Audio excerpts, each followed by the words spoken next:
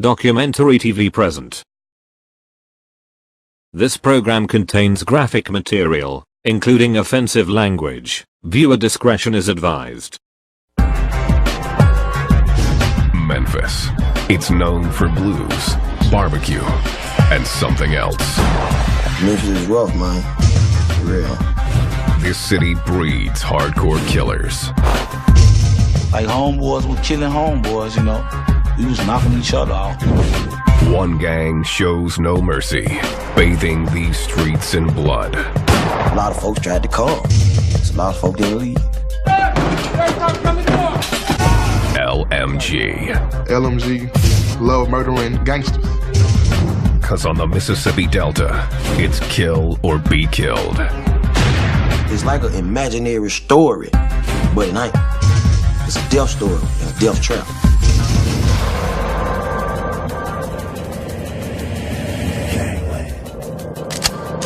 Documentary TV.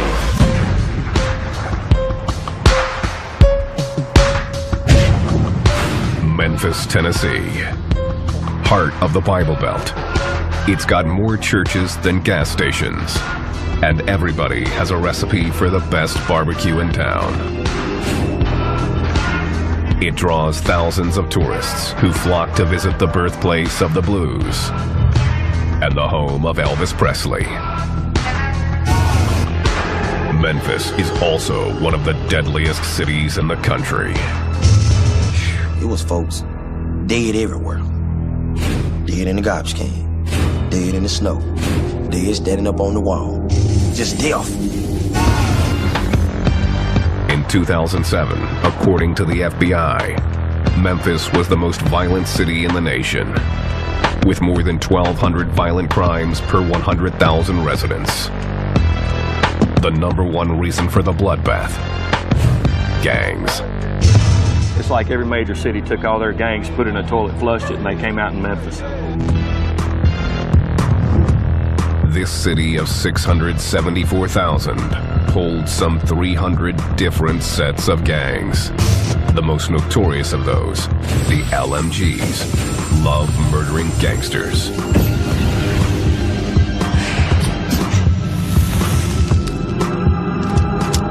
Had the attitude that they were above everybody else. It caused them to really having to back up their attitudes. We liked the attention. We drew attention. We did things on our own, and we did things our way. The gang started in Lemoyne Gardens Housing Project. Located on the city's south side, the gang made it synonymous with murder. I done seen folks get shot all kinds of ways. 1 bullet, 2 bullets, 3 bullets, 4 bullets, 5 bullets, dead. It's like survival of the fittest. You know, just gotta watch your back. The LMGs also made the gardens extremely dangerous for outsiders who dared to enter the area. You come through there, you gotta know somebody. You don't know nobody? I'm telling you what's been happening to you. And that's for real. 28-year-old D'Angelo Bills grew up in the garden.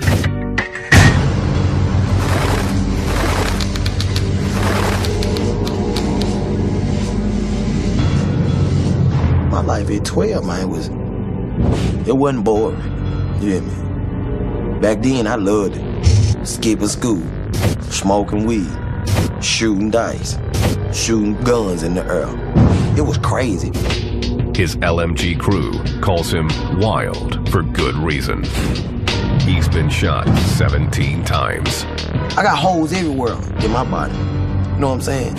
And I got them in direct places that will kill you. In the head, in the chest, in the heart, in the stomach, in the leg, in arteries. Wild has lost feeling in almost his entire body. You can see this part right here numb. This the only feeling I got right here in my body. You hear me? Right here.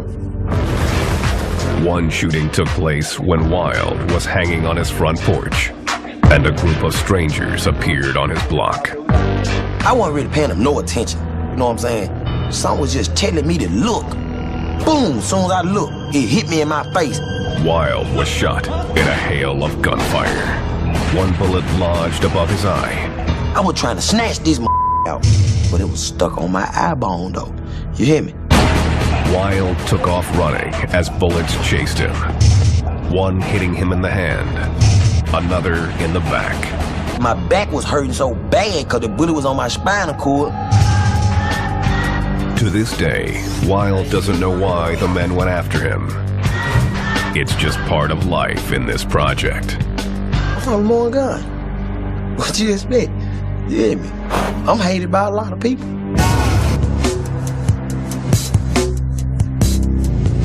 LMG member Curtis Crump learned early on to tune out the gunfire in Lemoyne Gardens.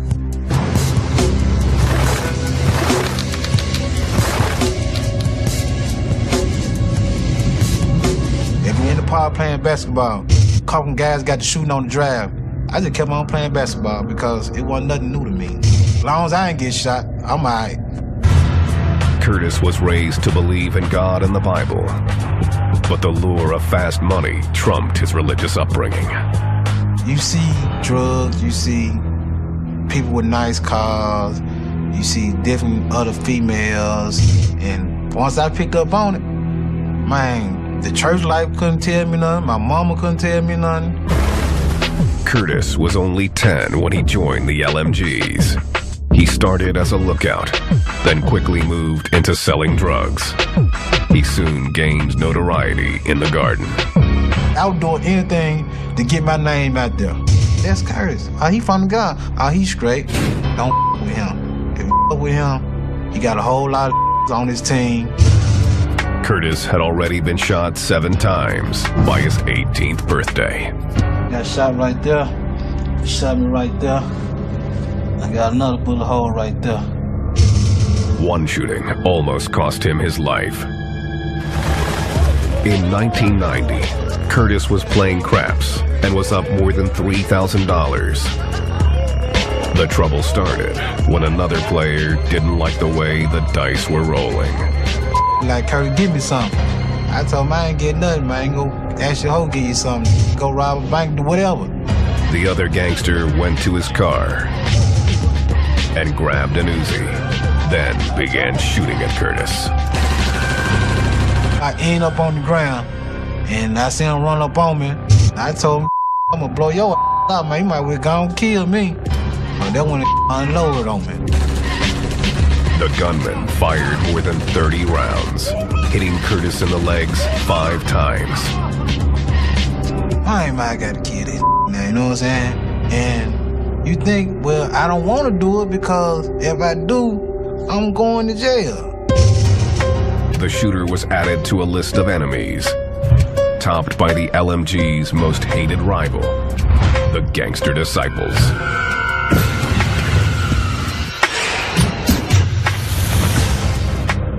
The two gangs have battled for control of the Memphis streets for years.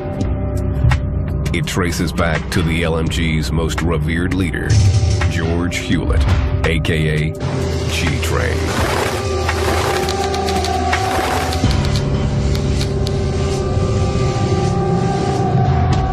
In 1993, 23-year-old G-Train ruled the drug scene in South Memphis with an arsenal of weapons and an iron fist. He was like Sammy the Sam. I mean, everywhere he went, he had 2 or 3 guns. To fellow gang members, G-Train was invincible and could not be brought down. He got shot. He still out the next day. Run around. He wasn't never scared of nothing. He went anywhere he wanted to go. Alvin Johnson, known as Dog Pound, was G-Train's childhood friend.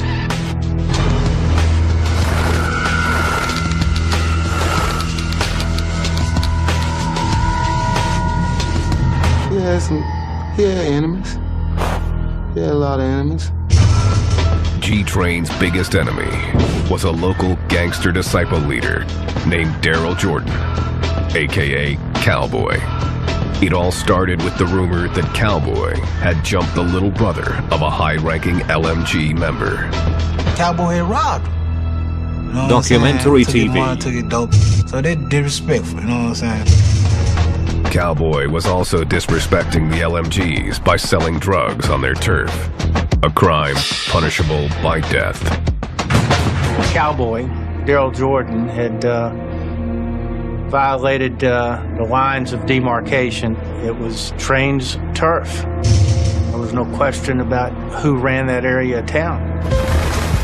Cowboy was smoking weed with two friends in a parking lot near the Lemoyne Gardens project when 6 members of the LMGs, including G-Train, pulled into the lot.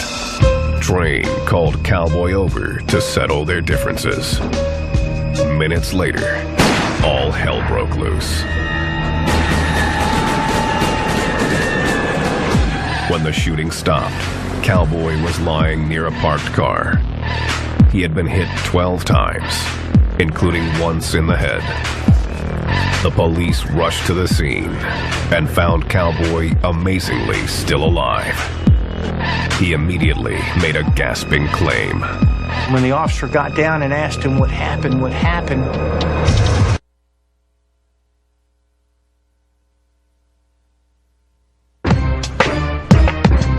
Memphis, the River City. B.B. King mastered the blues here on Beale Street, and Elvis recorded his first album at the legendary Sun Studio.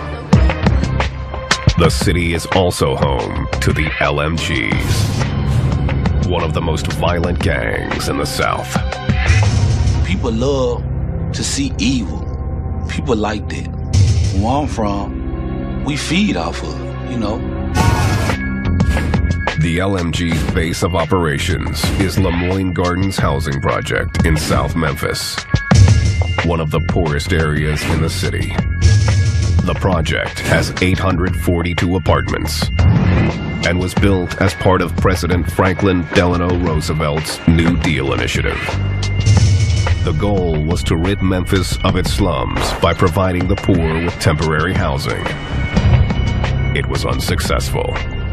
Public housing became a permanent place for people who were in poverty to live, a place we could forget about people in many ways. Those forgotten people have gone through generation after generation of hopelessness. It concentrated substantial numbers of people in a relatively small area that have very little hope for economic advancement, often have failing schools that are serving them, few services that are available to them. All of that starts giving rise to the kind of criminal activity we see. While many residents of the projects were hard-working citizens, some chose a different path. In the 60s and 70s, dealing drugs became a way to make a fast buck. The scene only got worse in the 80s, when crack hit town.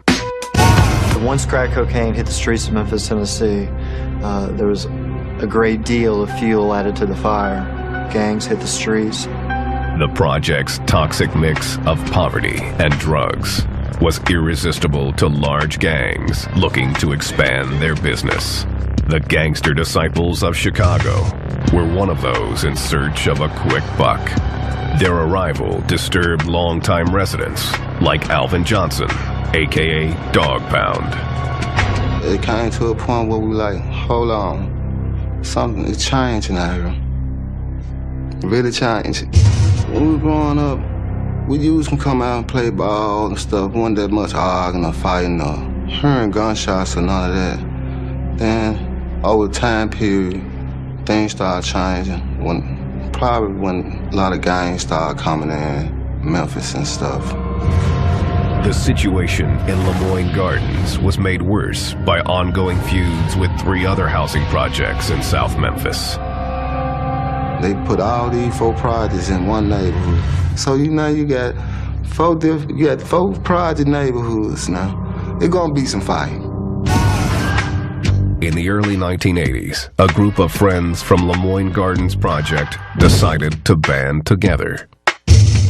They called themselves the Lemoyne Gardens Mafia, LMG for short.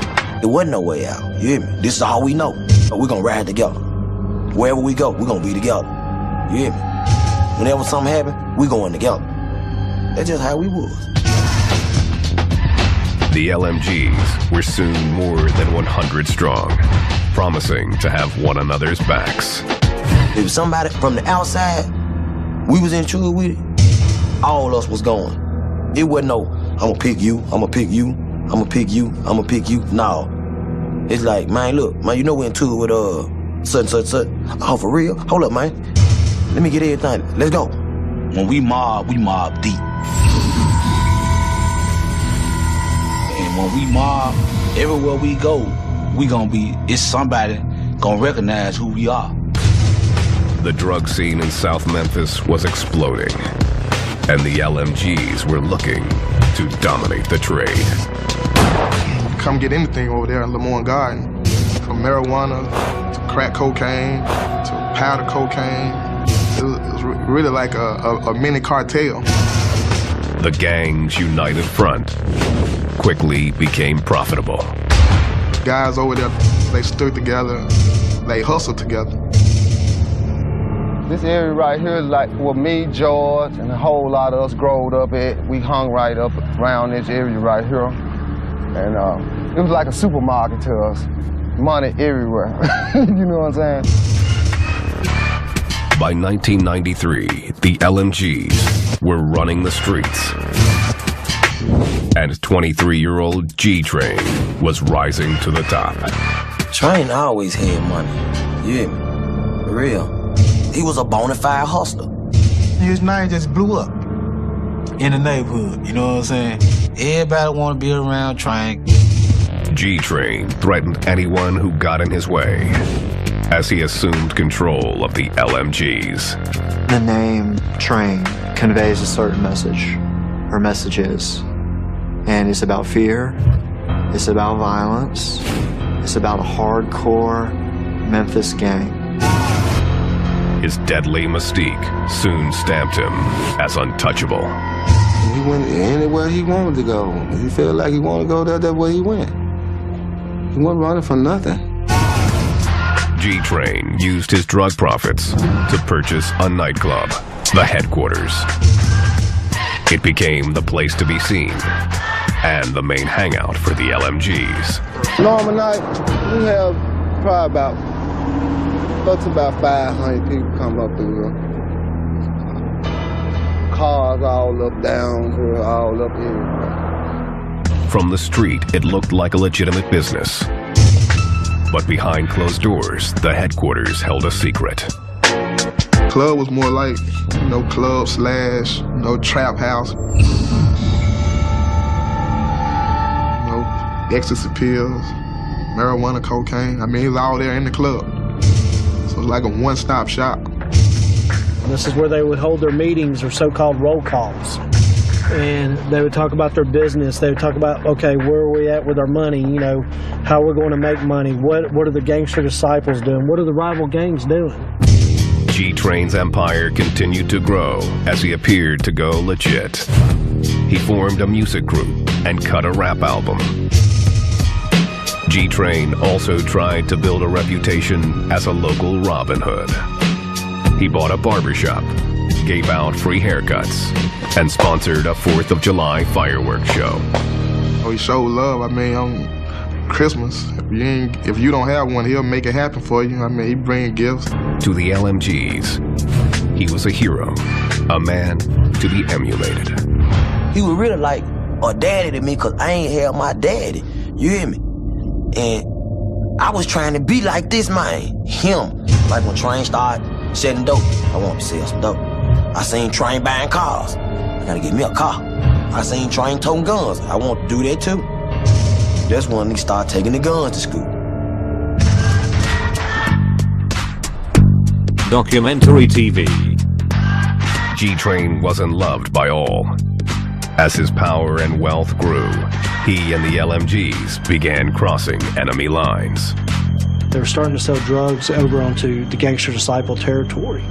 And when that started happening, the LMGs and G-Train were starting to cut into the money of the gangster disciples, which is going to cause a problem. The gangster disciples wanted G-Train dead. it only added to his legend. He was said to have 9 lives for all the times that people tried to kill him, but were unsuccessful. The gangster disciples got frustrated when they couldn't get to G-Train and went after his family instead. In the early 90s, they attacked Train's brother and almost beat him to death. To the LMGs, the assault was a declaration of war.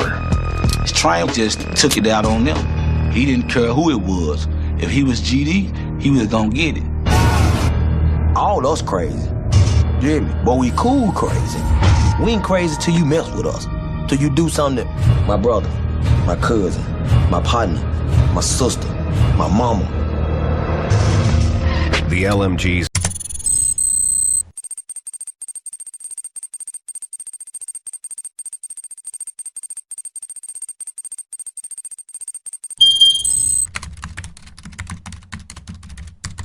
plan was simple. It was just SOS, shoot on sight. The murders began to pile up as each killing was met with another. God, it's Murderville, you know what I'm saying? So you get coming through there after dark, it's bloodshed. The LMG's name took on a more sinister meaning. LMG changed from Lamorne Garden Projects to Love Murdering Gangsters. The posse had a new battle cry. GD, short for Gangster Disciples. LMG added a K to it, GDK, Gangster Disciple Killers. By 1996, corpses were piling up on the streets. It was unlike anything Memphis authorities had ever witnessed. The war by law enforcement standards was off the charts because of the number of killings and shootings that were taking place in a small period of time. The Memphis PD were outnumbered and overwhelmed.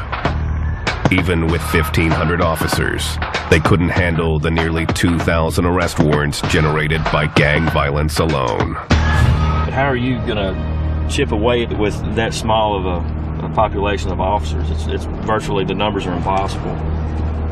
Just like sticking your finger in a dam to keep from busting, you know, it's not gonna work. Check, make sure there's one in the chamber. With gang violence reeling out of control, the sheriff's office responded by creating the Street Crimes Unit, a hand-picked team of some of the most specialized officers in the area. I liken it to pretty much an all-star team. You take people from different divisions and you bring their particular skill set and you add them together, and that's the street crimes concept. The unit had their work cut out for them. The LMGs had the gangster disciples running scared, and the cops were playing catch-up. Memphis was in a stranglehold. I mean, everywhere you go, you seeing guys throwing up the air, saying, you know, LMG, LMG. We wasn't going looking for trouble. Trouble always found us. It always found us, man. Bam, that's a lot of dead for nothing. For real.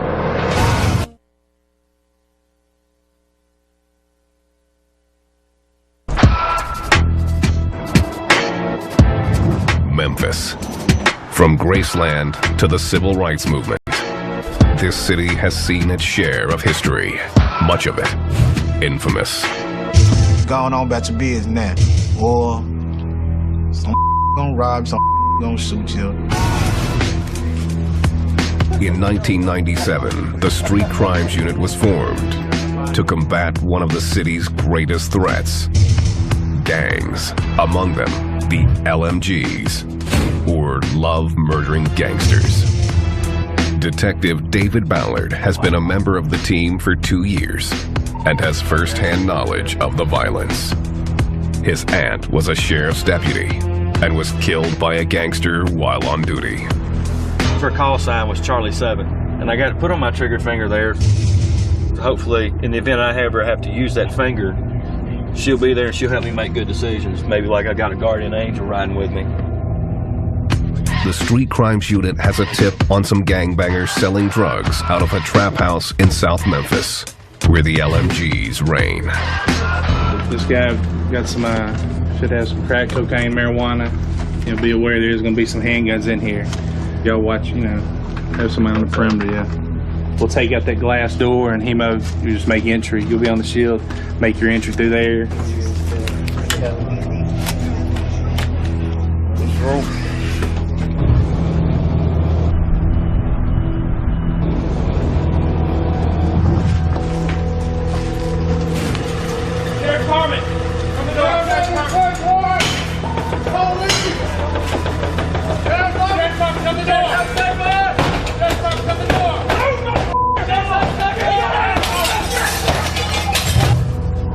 One gang member was arrested.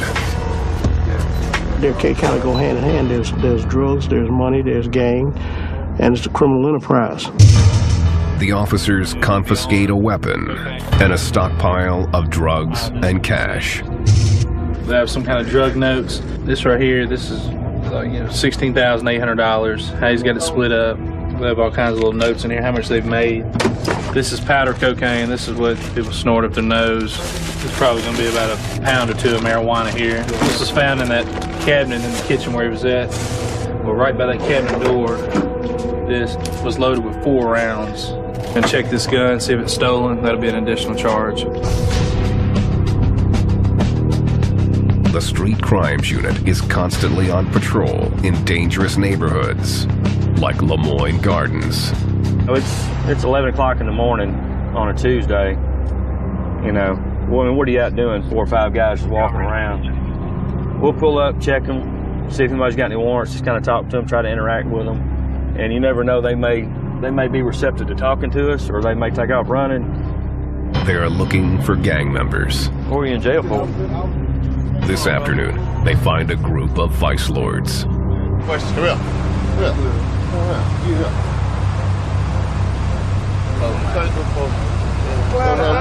But now you ain't doing nothing. I ain't say I was doing nothing. All right, well, it's mine now. I hate gang members so much that, I don't care about the bandana. I'm gonna get it and use it what it's for. It's probably pretty much like to wipe my shoes with. Mine, it's mine now. Yeah, how they do it? Yeah. You're not gonna walk around in my presence with a flag. They're gonna represent one way or another when they're walking the streets, who they belong with. Love murdering gangsters, the LMGs, also represent with the color red. We would wear the opposite colors of disciples. Their street colors are blue, we would wear red. There is no jump-in required to get into the LMGs. There's only one initiation rule. You've got to be from the Lemoyne Gardens Project. We was from Lemoyne Gardens, we was hood, we growed up together, it was like a family thing. The love-murdering gangsters don't have many rules. But there is a code that members like Curtis Crump adhere to. It's all about sex, money, and murder. We love having sex, we love getting money, and up is murder. Tattoos also aren't mandated.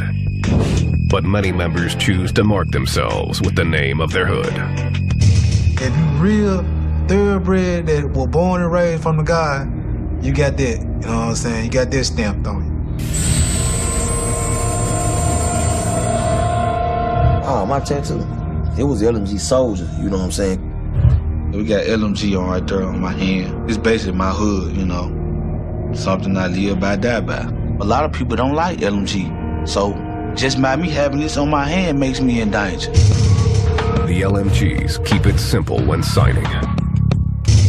We had a handshake like this. We throw each other like this. We throw the L. That's Lemoyne guy. I stand for the L, Lemoyne guy. That's the L sign. That's representing LMG. And there's no other sign. That's the only sign.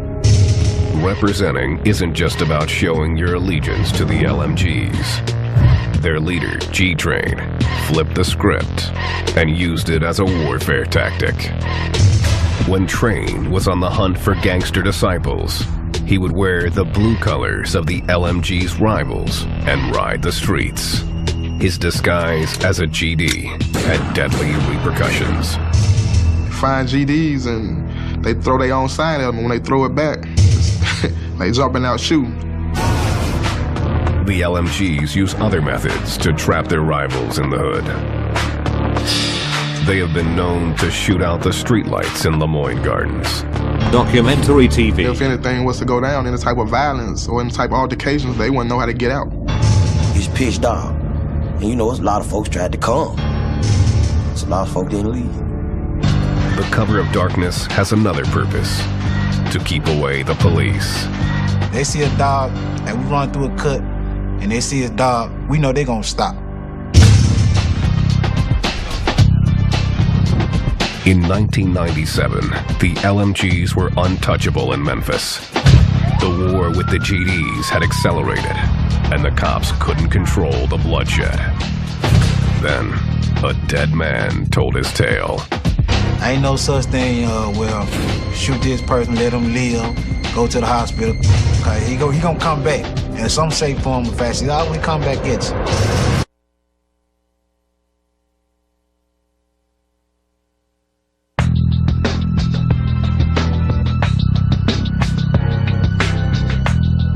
Memphis, Tennessee.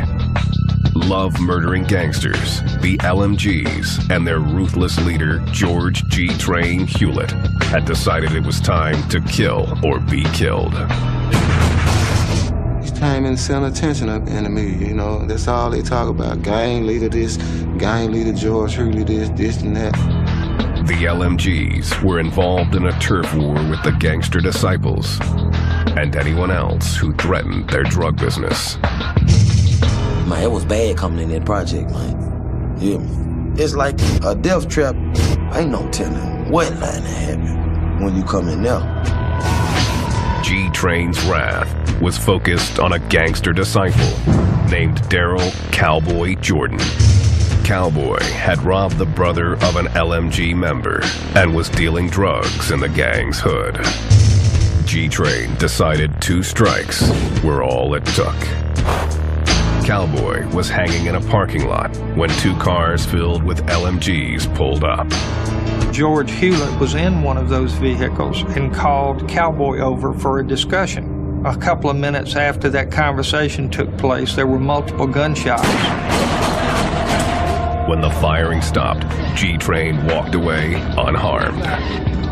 Cowboy was lying near a parked car. He had been shot 12 times. The police arrived on the scene just in time to hear his final words. He had kept telling the officers on the scene that Train was the one that shot him. Cowboy died minutes later. The authorities were confident that Cowboy's dying declaration would finally put G-Train away for good. Cowboy had no reason to lie. He knew that he was probably about to expire, and he wanted the officer to know who had done him in. The case was weak from the start, as eyewitnesses said they never saw G-Train holding a weapon. Even the most damaging witnesses were only claiming that George was there at the scene, that he called Cowboy over to the vehicles, and that gunfire erupted shortly thereafter. Nobody could put a gun in George Hewlett's hand. The case fell apart, and G-Train walked free. And then they found him not guilty on the charge, you know. Wouldn't come like, he didn't have no pill. He was talking at that time. He never did nothing. The Memphis PD suspected the LMGs had intimidated witnesses. People tend to kill witnesses. If they just shot up this house, what's going to stop them from shooting my house up? Yeah, what's going to stop them from hitting my daughter or my son or my grandchild? No, I didn't see nothing, officer. Our motto, we can't leave no witnesses, so you might get caught up in the mix, you know what I'm saying? 2 LMGs that were with Train pled guilty to voluntary manslaughter. They were sentenced to 10 years. G-Train was in the clear. The case marked a turning point in the prosecution of gangbangers in the city of Memphis. It was realized that there were some complexities to prosecuting gang murders and that they needed to put together a specialized task force to confront these kind of cases dealing with witness intimidation, witness relocation, and certainly using gang members as witnesses. The district attorney took action, creating the Gang and Narcotics Prosecution Unit. The sheriff's office also launched the Street Crimes Unit, an elite team of officers determined to end the bloodshed. It did nothing to slow down the LMG's reign of terror. If anything, G-Train's acquittal made him even more brazen. 1998. First, Train was suspected of shooting 2 gangster disciples from a moving car. Then, just weeks later, an officer responding to gunshots found G-Train standing over the dead body of a gangster disciple named Demetrius Jones. The officer then found himself in the line of fire. The officer went across the street to confront George, and at that time George took a shot at him, and he jumped into his car and drove off, and the officer was in pursuit but lost him. Train was placed under investigation for the murder, but remained on the streets. And the LMG's battle with the gangster disciples was far from over.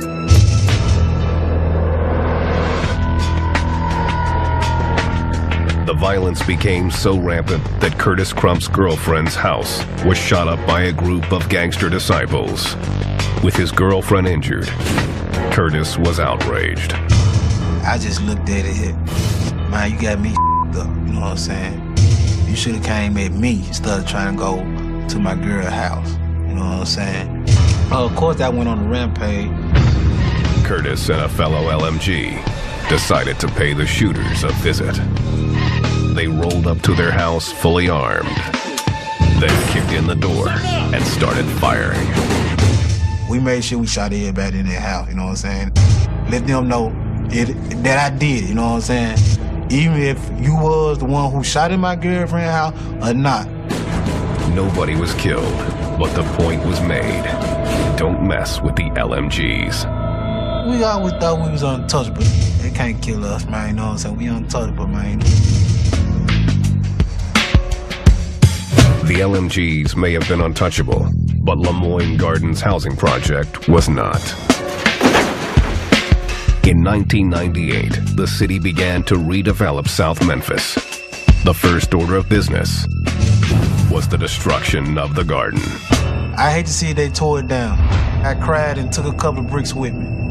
That's my stomach around. I love that place. And I was like, man, we got a lot of to deal with. Hell yeah, they tore the project down. What the hell we finna do now? You hear me? The garden was gone, but Memphis was faced with an unexpected consequence. The LMG spread throughout the city, and so did the bloodshed. Now, we was everywhere. And of course, we still got that, my you mentality, you know what I'm saying? It's still LMG, you know what I'm saying? Well, we're gonna get established over here or get established over there. G-Train continued to dominate the LMGs, despite the attention of the Shelby County Gang Unit. Train, a lot of people feared him. He was not scared to pull the trigger based off the rumors on the street. He was feared, and he was very intimidating. I guess, you know, when you feel like you that king type person, you feel like you can't be touched. G-Train's legend was building, but even legends don't live forever. He was living like he had a death wish on him, or he knew death would ride him.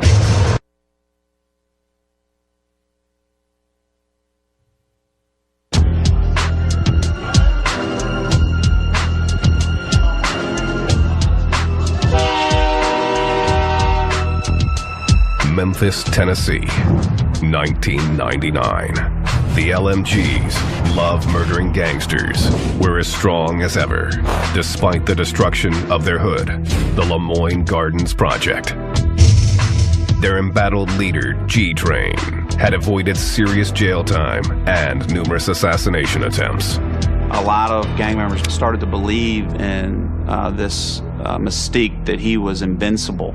George had 9 lives. On November 10th, G-Train's legend came to an abrupt end. The details are sketchy, but it's known that G-Train was alone at his nightclub, the Headquarters. Train's childhood friend, Dog Pound, was locked up at the time. But word from the street reached him in jail. Train truck was parked right here, and he was coming out this door right here. So when Train entered out the door, into his car, two guys come running around with assault rifle, start shooting. Dog Pound says Train was struck multiple times. He fled his truck and ran down the street, his shooters close on his heels. Where he fell down at, and they said a man came, stood over, pulled out another gun, and shot him one more time in the neck. No witnesses came forward, and the case has never been solved. I don't call it murder, I call it assassination. Documentary TV. It's like you had found so many enemies that you will never know who did it, you know. You got everybody coming at you. You got too many people to watch. G-Train's 9 lives were finally over. The gang was devastated. It affected me a whole lot. Really a whole lot. I miss him a whole lot. He was a friend to me. Close friend. Think about me every day. When I started crying, man, I was baby crying. You know how a baby cry? I was baby crying, man. I ain't never cried like that, man. Hundreds of people attended G-Train's funeral. It was like a celebrity had passed away, like the Pope. I mean, cars all as far as you could see. The Shelby County Gang Unit also attended, expecting retaliation. Snipers, detectives, homicides, CIAs, in the bushes, camouflaged. Man, I ain't never seen no funeral like that in my life. But we're all in bushes. Man, it was more police than The payback never came.